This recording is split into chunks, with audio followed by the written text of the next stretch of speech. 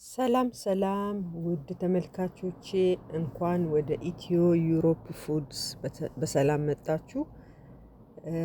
ዛሬ የማሳያችሁ ያው በተለምዶ ኢትዮጵያ ውስጥ ጭኮ ተብሎ ሁሉም አካባቢ ላይ ይሁን አላቅም እንደዛ ተብሎ የሚጠራው ጭኮ የሚባለውን ከበሶ ተቀምሞ ከተፈጨ ያው የገብስ ቆሎ ከዛ በቂቤ በደንብ ታሽቶ በብዙ ቂቤ ነው የሚታሸው የሚሰራ ጭኮ የሚባለውን ነው እንግዲህ በቀላል ዘዴ ማሳያችሁ ማለት ነው። እንደምታዩት ኦሬዲ የበሶ ዱቄት ተዘጋጅቷል፣ የተዘጋጀ ነው።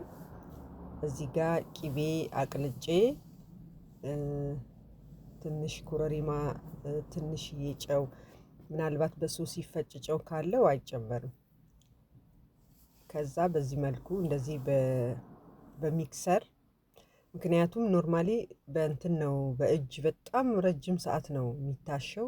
በጣም በቃ ቀስ እየተባለ ትንሽ ትንሽ ዱቄት እየተደረገ ቂቤው በቃ በደንብ ነው የሚታሸው እና እጅ ሁሉ ትከሻ ሊያደክም ይችላል ማለት ነው።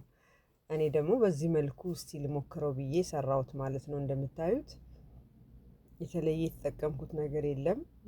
ቂቤ፣ ኮረሪማ፣ ትንሽ ጨው እና የበሶ ዱቄቱን ማለት ነው የተፈጨው ያው የተቆላ ገብስ ተቀምሞ የተቆልቶ የተፈጨ ገብስ ዱቄት ማለት ነው።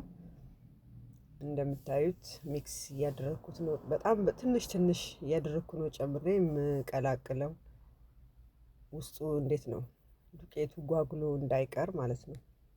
እና በዚህ በቀላል መልኩ ሰርታችሁ መጠቀም ትችላላችሁ ማለት ነው። ምንም የተለየ ነገር የለውም።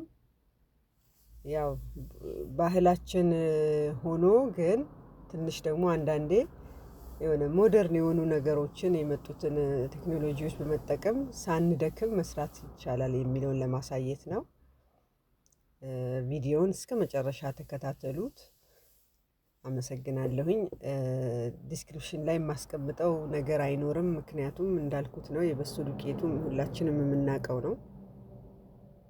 እና ዋናው ነገር ምንድነው ለማሳየት የፈለኩት ዘዴውን ነው። ቀላል ዘዴ እንዲህ መስራት እና መብላት እንችላለን የሚለውን ነው። ተከታተሉኝ። ቪዲዮን ላይክ በማድረግ ቤተሰብ በመሆን ሰብስክራይብ በማድረግ ኮመንት ማስተያየታችሁን እጠብቃለሁ እና እንድታበረታቱኝ ማለት ነው። አመሰግናለሁ። እስከ መጨረሻው ተከታተሉኝ።